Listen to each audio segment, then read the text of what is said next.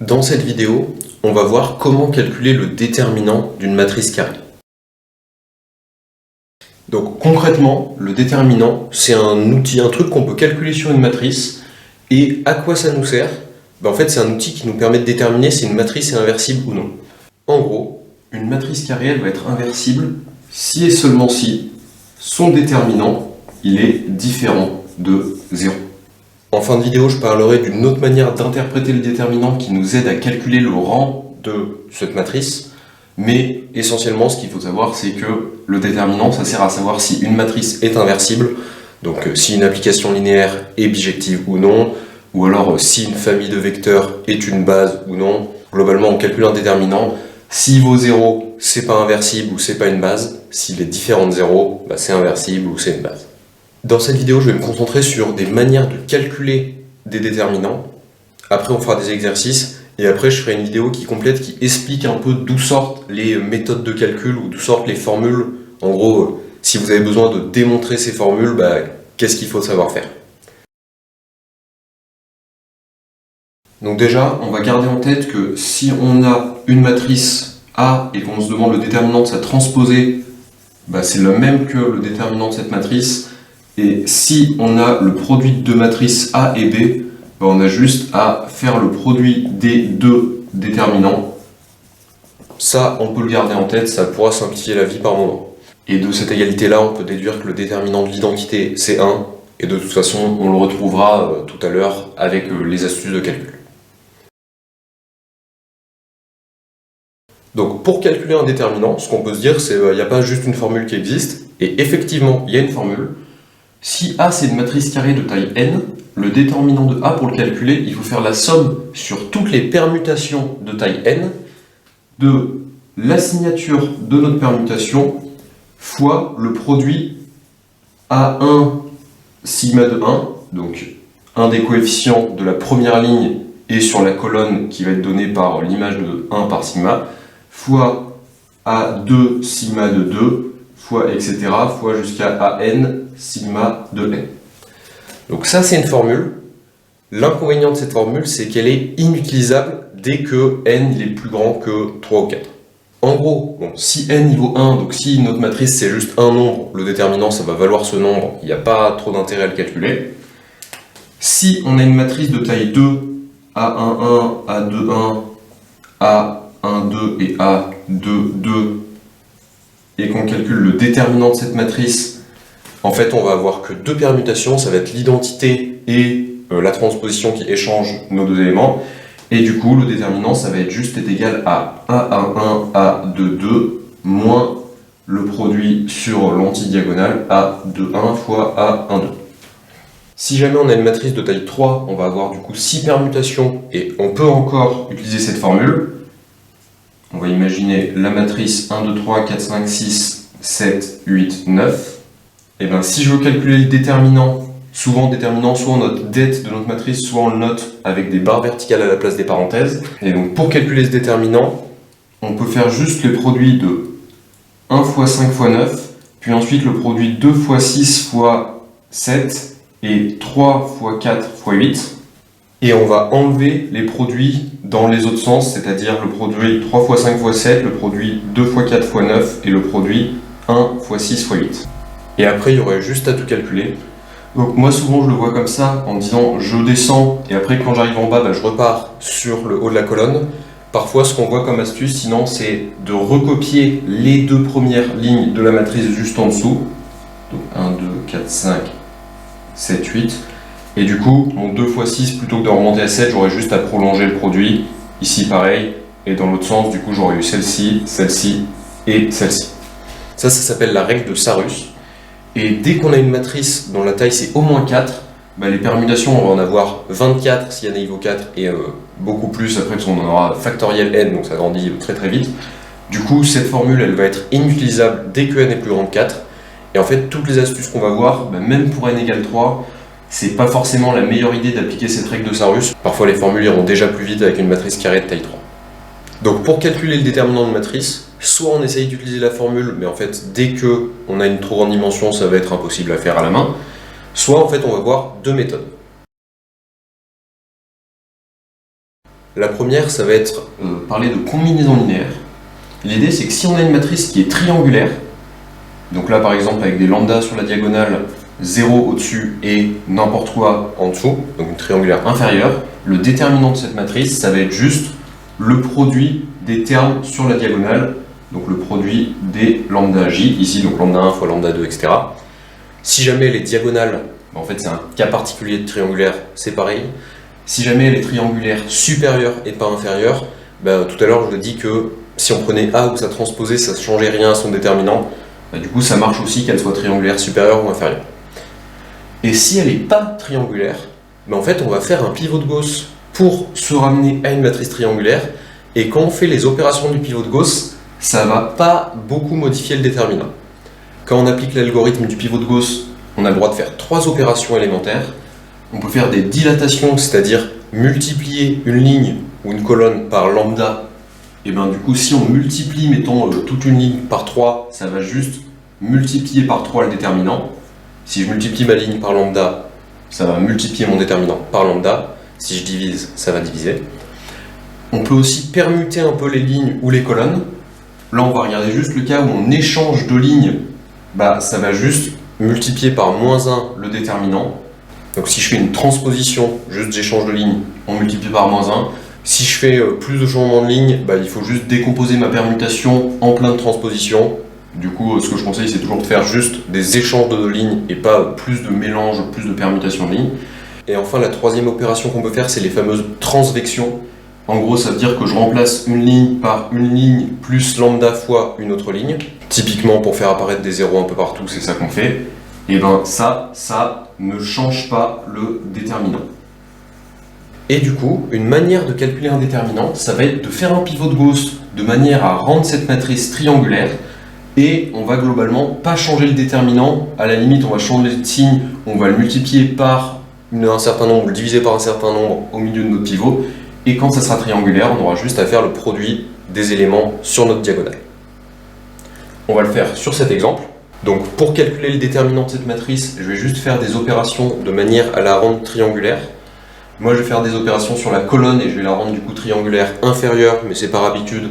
Ça marcherait aussi bien en le faisant sur les lignes pour la rendre triangulaire supérieure.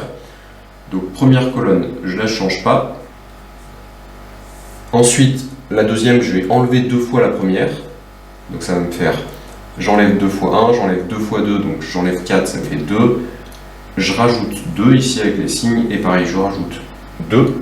Ici, j'ai dit que ça me faisait 4, parce que j'avais 2 et j'ai rajouté 2. Maintenant, 0, 2, 0, 5, j'avais déjà un 0, j'ai rien à changer. Et là, j'ai un 3, donc je vais enlever 3 fois la colonne. Donc je vais enlever 6, ça me fait moins 5. Je vais rajouter 3, ça me fait 2. Je vais rajouter 3, ça me fait 5. Maintenant, je peux continuer. Le problème, c'est que là, j'ai un 2 comme pivot, j'ai pas un 1. Donc bon, pour pouvoir enlever cette colonne, ça va pas poser de problème. Mais pour pouvoir transformer là ce moins 5 en 0, ça va être pénible. Du coup, ce que je vais faire, c'est que je vais diviser cette colonne par 2 pour avoir un 1. Donc j'ai la première colonne, elle bouge pas. La deuxième, je vais avoir 0, 1, 2, 1. Et maintenant, si je calcule le déterminant avec cette colonne, j'ai divisé celle-ci par 2, du coup mon déterminant il va être divisé par 2. Si je veux garder le même déterminant, moi, il va falloir que je rajoute un x2 au début pour avoir, du coup, pour compenser ce divisé par 2 que j'ai fait sur ma colonne 2. Maintenant, je peux faire en sorte d'avoir des zéros sur les colonnes 3 et 4. Donc pour la troisième colonne, j'ai juste à soit enlever 2 fois celle-ci, soit enlever une fois celle-ci avant mon x2, ça change, ça revient au même. Donc ça va me faire moins 4 et 3. Et pour la dernière, je vais ajouter du coup 5 fois celle-ci. Donc 2, et j'ajoute 5 fois ce 2, ça me fait 2 plus 10, 12. Et 5, et j'ajoute 5 fois ce 1, du coup ça me fait 10. Du coup, maintenant je peux continuer en essayant d'éliminer ce 12. Je vais juste avoir à rajouter 3 fois la colonne d'avant, parce que moins 4 fois 3, ça va me faire 12. Donc j'ai 2 fois mes premières colonnes, j'ai pas besoin de les changer. Et sur la dernière colonne, du coup, je vais ajouter 3 fois la colonne d'avant. Donc ça va me faire 0, 12, moins 12. Et 10 plus 3 fois 3, donc 19. Et en fait, tout ce qui est ici, là, j'ai pas besoin de savoir ce qu'il y avait, j'ai juste à retenir qu'il y a des zéros au-dessus, donc qu'elle est bien triangulaire, ici triangulaire inférieur. Maintenant, je peux faire les produits des termes sur la diagonale. Ça me fait du coup 2 fois 1 fois 1 fois moins 4 fois 19. Moins 4 fois 19, 19 fois 2, 38 fois 2, 76. Donc j'ai 2 fois moins 76, ça me fait moins 152. On voit bien que là, une fois qu'on est arrivé à du triangulaire, on n'a pas besoin de remonter le pivot pour faire apparaître des zéros en dessous de la diagonale pour rendre la matrice diagonale et pas triangulaire, parce que en fait, notre formule, elle marchait avec une matrice triangulaire, pas besoin qu'elle soit diagonale. Donc on peut s'arrêter avant la fin du pivot, et en fait, on pouvait même s'arrêter un peu plus tôt, parce que la formule qui disait que le déterminant d'une matrice triangulaire, c'était le produit des coefficients diagonaux, elle marche aussi dans le cas où on a une matrice qui n'est pas triangulaire, mais triangulaire par bloc. Donc on a des blocs ici qui n'ont pas forcément la même taille et des zéros au-dessus de ces blocs, ou alors des zéros en dessous de ces blocs, ça marche sur le même principe. Et bien le déterminant d'une matrice triangulaire par bloc, c'est juste le produit des déterminants des blocs. Concrètement, ce que ça veut dire, bon, ici on pouvait rien faire, mais là on avait une matrice qui était triangulaire par bloc avec un bloc de taille 1, un bloc de taille 3. On a bien des zéros au-dessus de la diagonale. Bah du coup, on pouvait dire que c'était 1 fois ce déterminant-là, et ce déterminant-là, on pouvait le calculer avec la règle de Sarrus. Ça, c'était même vrai avec l'étape d'avant que j'en ai effacée. On peut même le faire ici avec du coup une matrice de taille 2 qui en plus est triangulaire, donc son déterminant c'est 1 fois 1, ou alors le voir comme encore un bloc ici, un bloc, un deuxième, et à la fin on n'a plus que ce bloc-là dont il faut calculer le déterminant. Et ça en fait, on avait une règle avec 4 fois 10 moins 3 fois 12, moins 4 fois 10 moins 3 fois 12, pardon, donc ça faisait moins 4 fois 10 moins 3 fois 12, ça aurait fait moins 40 moins 36, ce qui redonnait bien ce moins 76, et avec le x2 qui était là devant, on retrouvait moins 152. Donc pour la méthode par combinaison linéaire, en gros, on fait un pivot pour rendre la matrice triangulaire supérieure ou inférieure. Et en plus, on peut s'arrêter avant la fin, parce que déjà, la remontée, elle sert à rien pour le calcul du déterminant. Mais en plus, avant même d'avoir totalement fini la descente, on peut s'arrêter et utiliser cette formule-là, qui permet parfois de gagner un petit peu de temps.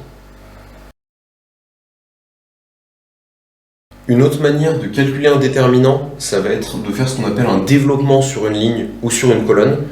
L'idée, c'est qu'on va ramener ce calcul d'un déterminant 4,4 à calculer des déterminants de taille 1 de moins, donc 3, 3, et on pourrait encore le faire avec 1 de moins, donc 2, 2, etc.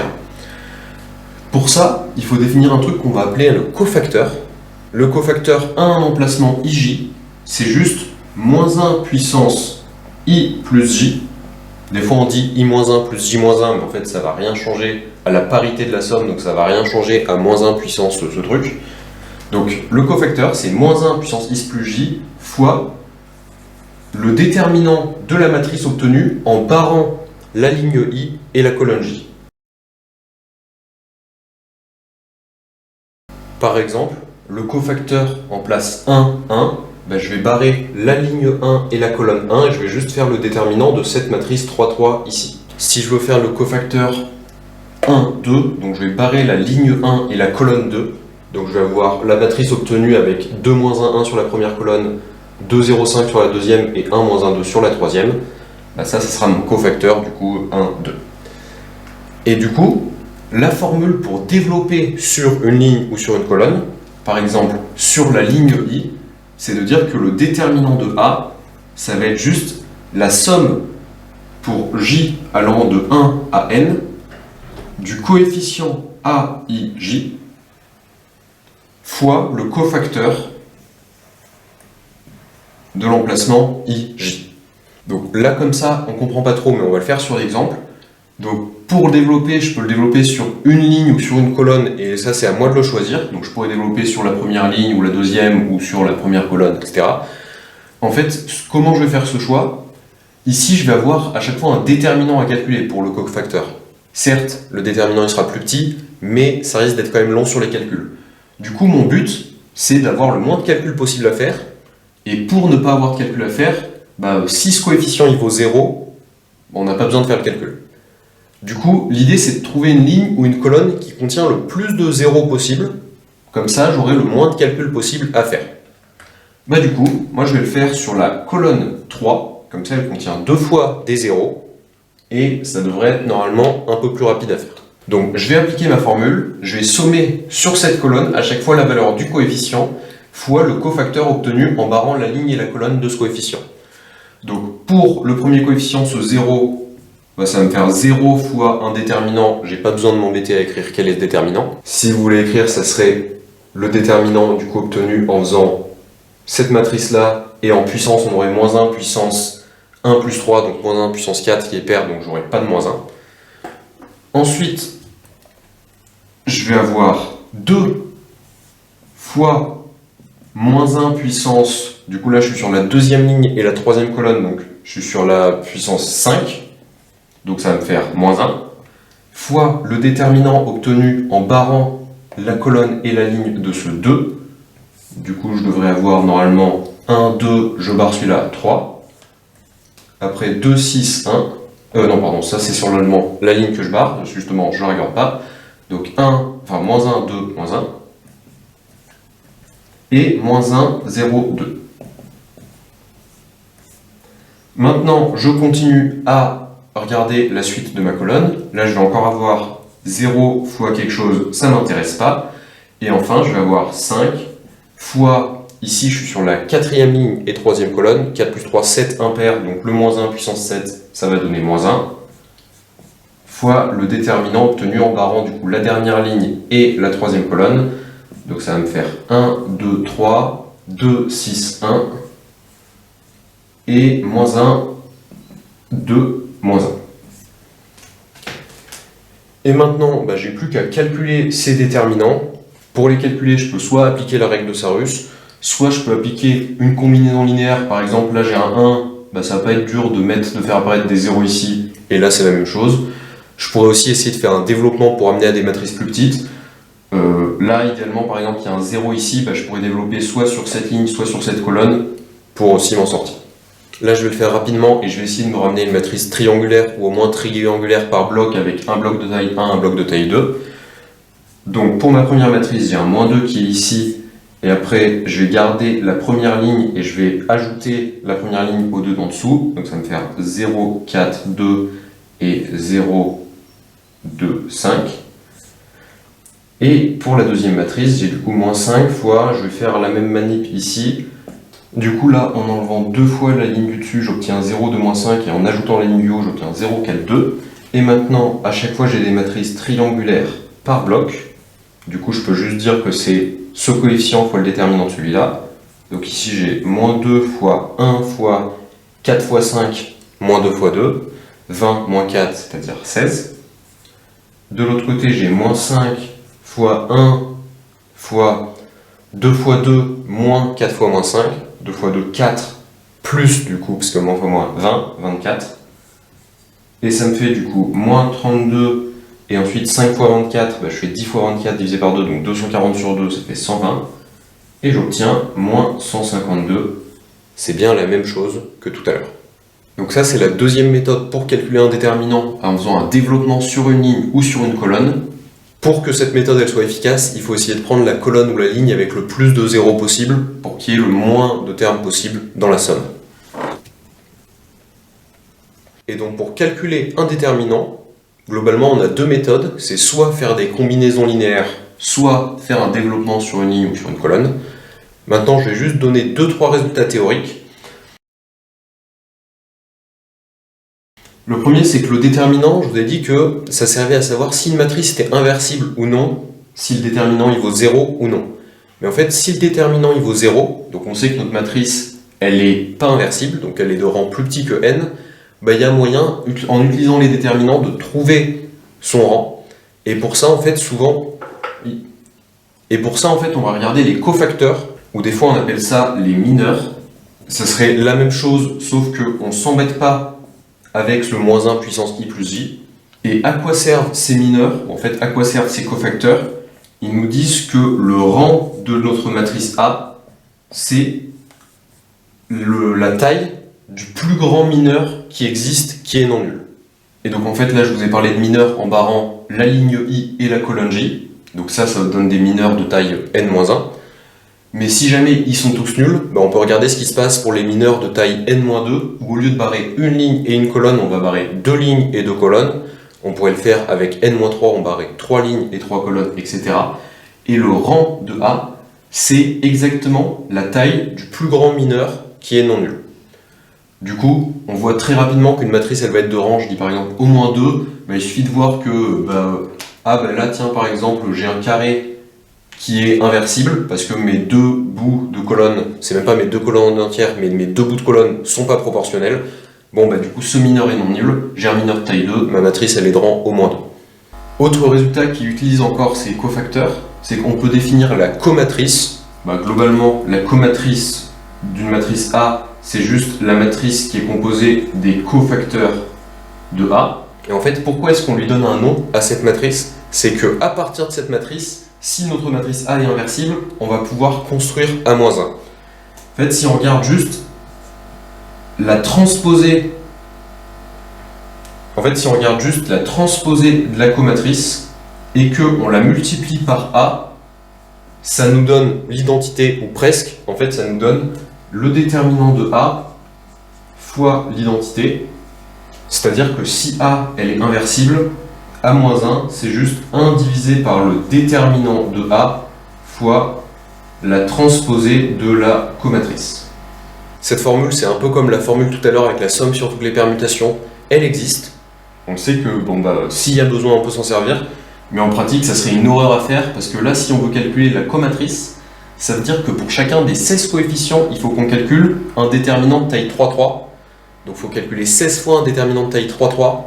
Pour inverser, c'est pas du tout efficace, c'est beaucoup plus rapide de le faisant avec un pivot de Gauss ou en résolvant un système. Le seul cas dans lequel c'est pratique, c'est quand on a une matrice de taille 2, 2, parce qu'en fait, les cofacteurs, ça va être des déterminants de taille 1, 1, donc ça va être juste égaux, ils vont être égaux au coefficient avec ce moins 1 éventuellement. Et du coup, si on a une matrice de taille 2, 2, on peut utiliser cette formule. Elle nous dit que A-1, ça va être égal à 1 divisé par le déterminant de A. Le déterminant de A, du coup, ça va être A11, A22 moins A12, A21. Donc le produit sur la diagonale moins le produit sur l'autre diagonale. Fois A22, A11, ça c'est juste les cofacteurs où ici on a barré la ligne 1 et la colonne 1, du coup il reste que le dernier coefficient. Ici c'est le même principe. Et de l'autre côté, on fait pareil, sauf qu'ensuite on transpose, du coup on retrouve A21 et A12. Et avec les cofacteurs, il y avait des moins 1 qui se baladaient, du coup on a un moins qui arrive ici, un moins qui arrive ici. En gros, quand on a une matrice de taille 2, 2, on peut inverser cette matrice directement avec une formule explicite. Quand on a une matrice plus grande, cette formule, elle est assez rarement utile. Dans l'exercice, j'en proposerai un où le fait de savoir que la formule existe sert, mais on ne va jamais s'embêter à calculer le contenu de la comatrice. Donc ça, c'était pour la partie cours sur comment calculer un déterminant. Maintenant, on va passer à la partie exercice avec ces 3 exercices qui seront corrigés dans la prochaine vidéo.